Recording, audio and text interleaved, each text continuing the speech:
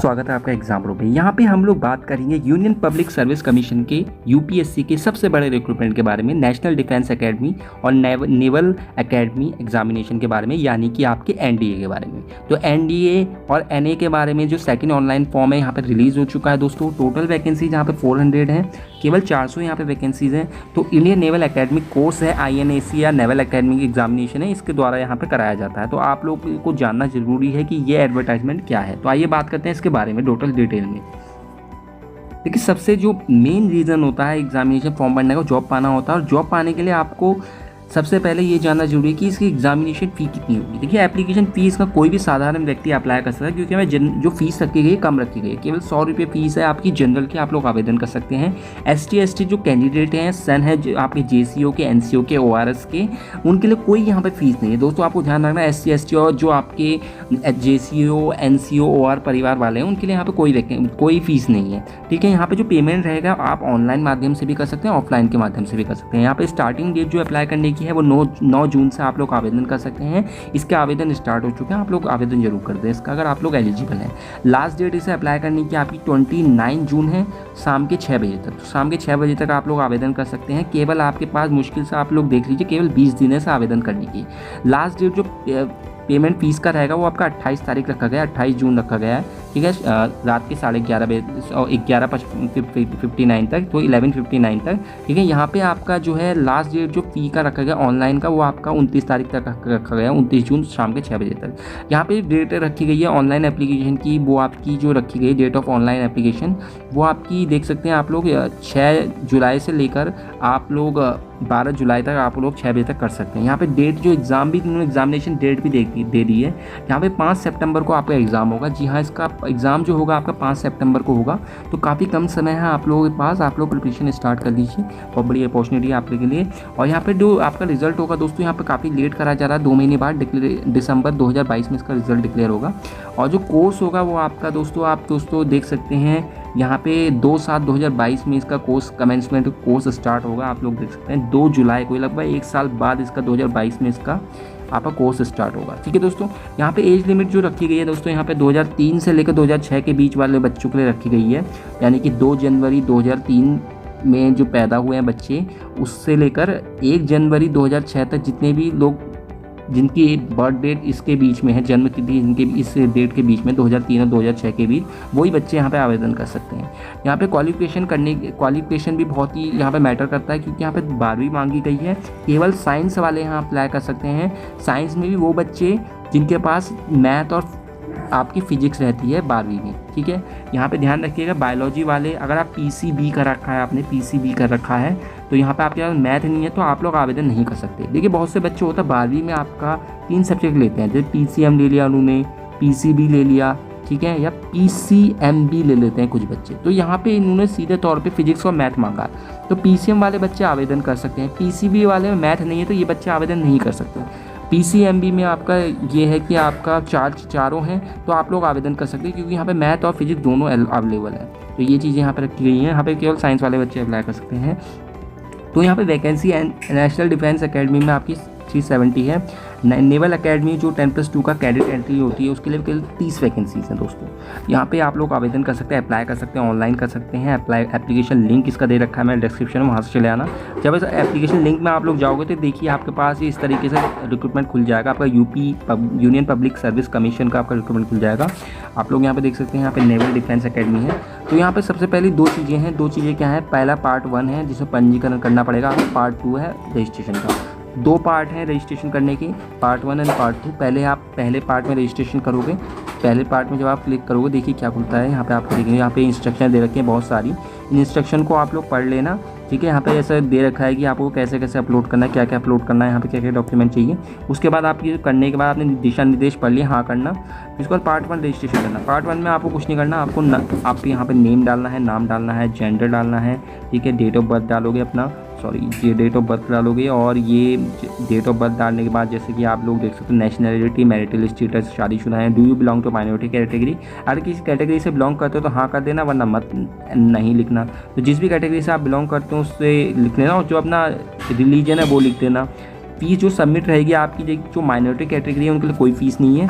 अगर ये जो आप जो देख सकते हैं यहाँ पे माइनॉरिटी कैटेगरी मान लीजिए मैंने ओबीसी डाल दिया, ओबीसी का हूँ मैं मान लीजिए अगर, तो यहाँ पे आपका जो है कोई फ़ीस नहीं रखी गई। तो इस तरीके से यहाँ पे अगर जनरल वालों के लिए फ़ीस रखी गई तो जनरल वालों के लिए अपना ऑटोमेटिकली यहाँ पे फ़ीस आ जाएगा। देखिए जनरल वालों को ड्यू नो, अब माइनॉरिटी से नहीं बिलोंग करते तो नो आएगा, नो करेंगे। यहाँ पे देखिए आपका फी एग्जाम्पशन एडिशनल तो नहीं है, ठीक है।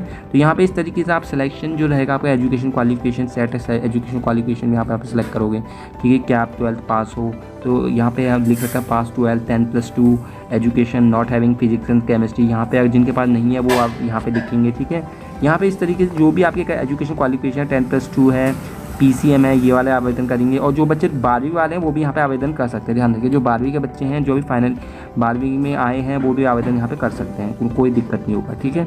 बस एज लिमिट उनका रहना चाहिए कि उनको 2000 जो एज लिमिट मैंने बताई है 2003 से लेकर 2006 के बीच में होने चाहिए। यहाँ पे आपका देख सकते हो यहाँ पे एड्रेस लिखोगे सारा अपना, ठीक है। और जिस राज्य से आप लोग बिलोंग करते हो, जिस राज्य से आप वो अप्लाई करोगे, जैसे मैं उत्तर प्रदेश में तो मैं यूपी करूँगा, यहाँ पे यूपी कर दूँगा तो यूपी यहाँ पे करना पड़ेगा। डिस्ट्रिक्ट हम जैसे जो भी अमरोहा कर दिया मैंने, जैसे मेरा अमरोहा है तो यहाँ पे फिर फ़ोन नंबर, ईमेल आईडी, आपको जो बेसिक चीज़ें वो डालोगे, कंटिन्यू करोगे। तो इस तरीके से आपका एक रजिस्ट्रेशन पासवर्ड और रजिस्ट्रेशन आईडी और पासवर्ड जनरेट हो जाएगा। उससे आप फिर फीस सबमिट करोगे, अपना रजिस्ट्रेशन पंजीकरण नंबर डाउनलोड करोगे। तो यहाँ पे देखिए ये जो होगा केवल और केवल आपका डेस्कटॉप पे ही खुल पाएगा। जो पार्ट 2 होगा तो ये डेस्कटॉप पे ही, कंप्यूटर पे ही खुल पाएगा, मोबाइल पे इसे नहीं खोल सकते, ठीक है। स्मार्टफोन पे आप इसे यूज़ नहीं कर सकते। यहाँ पे इस चीज़ तरीके से आपको इसे आवेदन करना है दोस्तों, और सिंपल तरीके से आप लोग आवेदन कर सकते हो। अब मेन चीज़ है कि यहाँ पे पैटर्न क्या है, कि बहुत से बच्चे पूछते हैं कि इसका एग्जामिनेशन पैटर्न क्या है। दोस्तों देखो यहाँ पे दो स्टेजेस में एग्ज़ाम होगा आपका, ये 2 पैटर्न होंगे आपके एग्ज़ाम पैटर्न, 2 स्टेज एग्ज़ाम होंगे, यानी 2 स्टेजेस हैंगी यहाँ पे, जिस तरीके से आपका यहाँ पे सिलेक्शन हो सकता है। एक तो रिटर्न एग्जाम होगा और एक इंटरव्यू होगा। अब यहाँ पे सबसे पहले मैं आपको बात बता दूँ, यहाँ पे यूनियन पब्लिक सर्विस कमीशन द्वारा ये NDA नेशनल डिफेंस एकेडमी कराया जा रहा है, NDA और नेशनल एकेडमी का एग्ज़ाम, और ये साल में 2 बार होता है दोस्तों, ट्वाइस इन अ ईयर होता है। और यहाँ पे आपका जो है आप लोग देख सकते हैं एयरफोर्स विंग, आर्मी या नेवी में आपको जो जॉब मिलेगी इसके थ्रू मिलेगी बड़ी पोस्टों पे। और यहाँ पे मिनिमम एजुकेशन क्वालिफिकेशन आपकी 12वीं पास होनी चाहिए, 10+2 पैटर्न होना चाहिए, 12वीं आप पास हों। तो यहाँ पे रिटर्न एग्जाम का देखिए आपका कैसे होगा। यहाँ पे रिटर्न एग्जाम में भी आपके 2 पेपर होंगे। अब 2 पेपर कौन कौन से होंगे, देखिए जो NDA वाले हैं, नेशनल डिफेंस वाले, इनका रिटर्न एग्जाम इस तरह से रखा गया है। जो पेपर होगा आपका वो कंसिस्ट करेगा ऑब्जेक्टिव टाइप क्वेश्चन, यानी केवल MCQ क्वेश्चन आएंगे आपके यहाँ पे।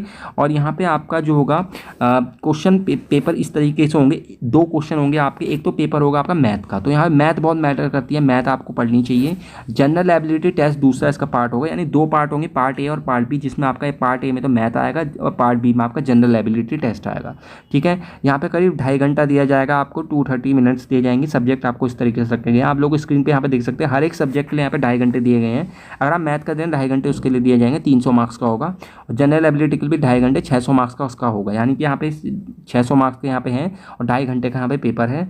और यहाँ पे 2.5 घंटे का हर एक सब्जेक्ट का पेपर है। तो टोटल यहाँ पे आप लोग लगा सकते हैं, टोटल यहाँ पे आपके पास दोस्तों 5 घंटे दिए जाएंगे टोटल, ठीक है। इसके बाद अगर आप लोग ये क्लियर कर लेते हो, इसके बाद आपका SSB का इंटरव्यू होगा, जो कि आपका पूरा यहाँ पे 900 मार्क्स का होगा। तो यहाँ पे इस तरीके से यहाँ पे आप लोग देख सकते हैं मैथ और जनरल एबिलिटी टेस्ट यहाँ पे मैटर करता है सबसे ज़्यादा दोस्तों। यहाँ पे आपको जो कैंडिडेट होंगे जो सेलेक्ट होंगे रिटर्न एग्जाम में, वो SSB के लिए जाएंगे, जो कि आपका स्टाफ सिलेक्शन SSB जो होता है उसके लिए जाएंगे, इंटरव्यू के लिए जाएंगे, जो कि आपका SSB द्वारा आपका कराया जाता है, जो कि सबसे हार्डेस्ट इंटरव्यू होता है, ठीक है। तो आप लोगों को प्रिपेयर करते रहना होगा। तो सिलेक्शन प्रोसीजर यहाँ पे यही है कि रिटर्न एग्जाम होगा, इंटरव्यू होगा। मैं ऑलरेडी बता चुका हूँ, रिटर्न एग्जाम में 2 सब्जेक्ट होंगे, मैथ और जनरल एबिलिटी होगा, जिसमें कि आपका जो मैथ होगा वो तो 300 नंबर का होगा, जनरल एबिलिटी 600 नंबर का होगा। और यहाँ पे आप लोगों के पास MCQ क्वेश्चन होंगे, MCQ होंगे दोनों क्वेश्चन। तो यहाँ पे जब आप रिटर्न क्लियर कर लोगे, जब आप इंटरव्यू देने जाओगे, इंटरव्यू में आपका जो सर्विस सिलेक्शन बोर्ड द्वारा आपका इंटरव्यू होता है SSB द्वारा, तो यहाँ पे आपका इस तरीके से रखा जाएगा दोस्तों। आर्मी, नेवी और आपका 10+2 एंट्री स्कीम कैंडिडेट के लिए उनको एक तो इंटेलिजेंट टेस्ट पे जाना पड़ेगा, एक पर्सनैलिटी टेस्ट में जाना पड़ेगा। अब ये टेस्ट हैं क्या, देखिए इंटेलिजेंट और पर्सनैलिटी टेस्ट में आपको जाना पड़ेगा। आपको SSB जो होगा उसको 2 स्टेज होंगे सिलेक्शन के। स्टेज 1 में जो आपका होगा, स्टेज 2 होगा।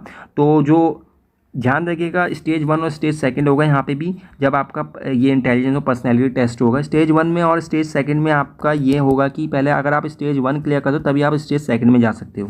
तो स्टेज 1 में आपका ये ऑफिसर इंटेलिजेंस रेटिंग होता है, OIR टेस्ट होता है दोस्तों, जिसमें आपको पिक्चर परसेप्शन होते हैं और डिस्क्रिप्शन टेस्ट होते हैं और कैंडिडेट उनको तब सेलेक्ट किया जाता है QIR टेस्ट और PPE और DT टेस्ट के बेसिस पे। तो यहाँ पे आपका पिक्चर परसेप्शन डिस्क्रिप्शन टेस्ट होता है दोस्तों, इसको जानना बहुत जरूरी है। आपको picture perception description test stage first में होगा।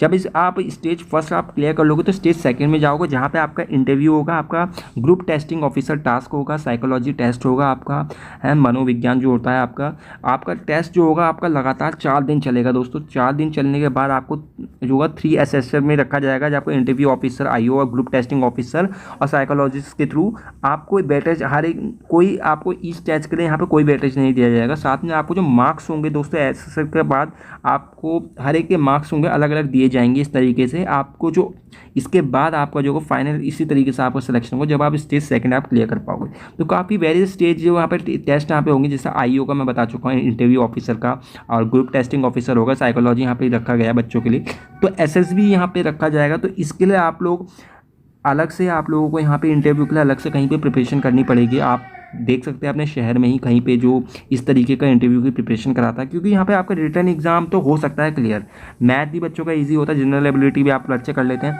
जो मेन जो गाड़ी अटकती है वहाँ पे SSB में आकर अटकती है, जहाँ पे बच्चे लगातार मतलब नहीं रह जाते हैं। तो यहाँ पे इस चीज़ को आपको ध्यान रखना है, ठीक है दोस्तों। अब बात कर लेते हैं इसके सिलेबस के बारे में। देखो इसका सिलेबस जो मैथ का है मैंने बताया मैक्सिमम 300 मार्क्स का आता है। तो यहाँ पे वही चीज़ें आती है जो आपने 11th और 12th में आपने पढ़ा है। 11वीं 12वीं अगर आपने ढंग से पढ़ा है तो आप लोगों को वही आएगा।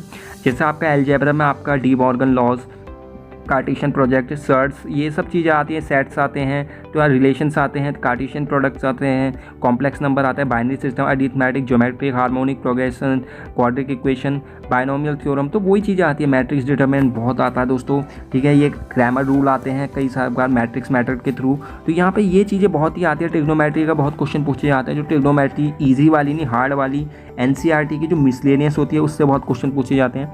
तो RS अग्रवाल जो है आप RS अग्रवाल है, RD शर्मा है, तो उस वो RD शर्मा की ऑब्जेक्टिव बुक जो आती है मैथ की, उसमें से काफ़ी क्वेश्चन यहाँ पे आते हैं, ठीक है। और यहाँ पे analytical geometry of 2 and 3 dimension, ठीक है। यहाँ पे स्टैंडर्ड जो आपके फॉर्म होते हैं, पैराबोलिक, इलिप्स, हाइपरबोला, इसेंट्री, ये सब भी आपके आते हुए। डिफरेंशियल कैलकुलस पूछा जाता है, आपका इंटीग्रल कैलकुलस पूछा जाता है, डिफरेंशियल इक्वेशन लगभग 12वीं और 11वीं का ही पूछा जाता है। यहाँ पे वेक्टर अलजेब्रा पूछी जाती है, स्टैटिक प्रोबेबिलिटी पूछी जाती है, probability variance, standard deviation, random experiment, तो ये सब चीज़ें आपका पूछा जाता है। जनरल एबिलिटी टेस्ट में दोस्तों आपका मैक्सिमम मार्क्स होता है 600 का। तो यहाँ पे आपका जनरल एबिलिटी में आपका एक पार्ट होता है आपका 200 का, एक दूसरा पार्ट होता है 200 का, तीसरा पार्ट भी 200 का। 3 पार्ट में यहाँ पे भी हो जाता है आपका जो पार्ट पेपर सेकंड होता है। पहला तो होता है जिसमें आपका इंग्लिश पूछा जाता है दोस्तों। इंग्लिश में आपका ये है कि क्वेश्चन पेपर इंग्लिश में डिज़ाइन किया जाता है, जो आपका बहुत सारे जिसमें ग्रामर्स और वोकेबलरी, कॉम्प्रीहेंसिव, कोहेंसन, ये चीज़ें टॉपिक पूछे जाते हैं, ठीक है। यूजेस पूछे जाते हैं। बाकी जो पार्ट सेकंड आपका 400 नंबर का होता है, यहाँ पे जो पार्ट बी होता है इसका, उसमें जनरल नॉलेज पूछी जाती है। General science, physics, chemistry, general science, social science, geography, current event और सिलेबस, ये सब पूछे जाते हैं, ठीक है। सेक्शन ए रहता है जिसमें फिजिक्स रहती है, फिजिक्स के बारे में पूछ लिया जाता है, ठीक है। फिजिक्स से ही आपका ये सब 12वीं का ही आता है, आपका 12th वाला ही आता है, 12वीं और 11th का, 11th और 12th का। तो आप लोग नहीं अगर ढंग से करा है 11th और 12th तो आप लोगों के लिए यहाँ पे काफ़ी फ़ायदा हो जाता है। यहाँ पे केमिस्ट्री भी आपकी 11th 12th से पूछी जाती है। और आपका हिस्ट्री, जो फ्रीडम मूवमेंट होते हैं दोस्तों, यहाँ पे मैं आपको बताना चाहूँगा, जो बेसिकली ये जो होता है 10th और 11th और 12th इसके लेवल के ही पूछे जाते हैं, ज़्यादा हाई फाई नहीं पूछा जाता। बेसिकली वही क्वेश्चन पूछे जाते हैं ऑब्जेक्टिव टाइप के और ज्योग्राफी के टाइप के। तो लूसेंट वाले क्वेश्चन यहाँ पे पूछ लिए जाते हैं, लूसेंट वाले जो होते हैं लूसेंट बुक के और आपके अरिहंत वाले, तो सिंपल यहाँ पे आपके जनरल साइंस और जनरल नॉलेज से पूछ लिए जाते हैं। करंट अफेयर्स यहाँ पे काफ़ी पूछे जाते हैं यहाँ पे, ठीक है। तो आप लोगों को इस चीज़ का ध्यान रखना है। तो हर एक चीज़ का अपना अपना वेट है जो कि चेंज होता रहता है, जो वेटेज है वो मार्क्स का वो चेंज होता रहता है, ठीक है दोस्तों। तो मैंने आप लोगों को इसका सारा नोटिफिकेशन, सिलेबस सब मैंने इसमें कवर कर दिया इस वीडियो में। अब मैं इसका नोटिफिकेशन और ऑफिशियल वेबसाइट भी मैं आपको लिंक दे दिए हैं डिस्क्रिप्शन में, वो जरूर डाउनलोड कर लेना अगर आपको और डिटेल में जानना है। वीडियो अच्छी लगी तो इस तरह के वीडियो पाने के लिए हमारे चैनल को सब्सक्राइब कर सकते हो। इसकी अगर तैयारी करना चाहते हो तो दोस्तों आपको प्रिपरेशन करना पड़ेगा। आपको जो होगा किसी का बैच जो होगा, आप लोग जो अपने नज़दीकी में हैं, जो आपके NDA के कोर्स कराते हैं, ऐसा नहीं है कि आप लोग कोई भी आप कोचिंग सेंटर आप जाकर ज्वाइन कर सकते हैं। सिंपली आप लोग ऐसा कोचिंग सेंटर ज्वाइन करें जहाँ पे ऑलरेडी बहुत सिलेक्शन हो और जो कि जो बेसिकली डिफेंस स्ट्रीम से ही हो, मतलब जो आपके कोचिंग सेंटर वाले हों वो एसएसबी दे चुके हों और उन्होंने पास भी कर लिया, उन्होंने कई बच्चों को पास करवाया भी हो। तो इस तरीके से उनको ज्वाइन करना, आप उनको उस कोचिंग सेंटर से ज्वाइन करना जहाँ पे काफ़ी सिलेक्शन हो रखे हों, ठीक है। आप उससे पहले आप पता भी कर लेना, क्योंकि एसएसबी के लिए अगर आपको तैयारी करनी है दोस्तों तो आप लोगों को कोचिंग तो जाना पड़ेगा, क्योंकि एसएसबी जो होगा था वहाँ पे आपके मॉक टेस्ट चलते हैं, जैसे बहुत सी चीज़ें हैं। तो वो चीज़ों का आइडिया केवल उन्हें ही है, जो उस एक्सपीरियंस उन्हें ही है जो वहाँ से होके गुजरा है, ठीक है। आप लोगों के साथ कुछ भी आपको एक्सपीरियंस नहीं है। तो ये कोई ऐसा एग्ज़ाम नहीं है कि आप लोग घर पे पढ़ेंगे हो जाएगा, ऐसा कुछ नहीं हो सकता। आप लोगों के लिए से कोचिंग जाना पड़ेगा, ठीक है। ऑनलाइन मैं ये कह रहा हूँ कि अभी तो कोविड चल रहा है, पर लेकिन ऑनलाइन कोचिंग करके भी इससे नहीं हो सकता क्लियर, नहीं ऑफलाइन कोचिंग करके इसका क्लियर होगा। आशा करता हूँ वीडियो अच्छी लगी। इस वीडियो पाने के लिए हमारे चैनल को सब्सक्राइब जो करें और जुड़े रहिए हमारे चैनल के साथ। धन्यवाद।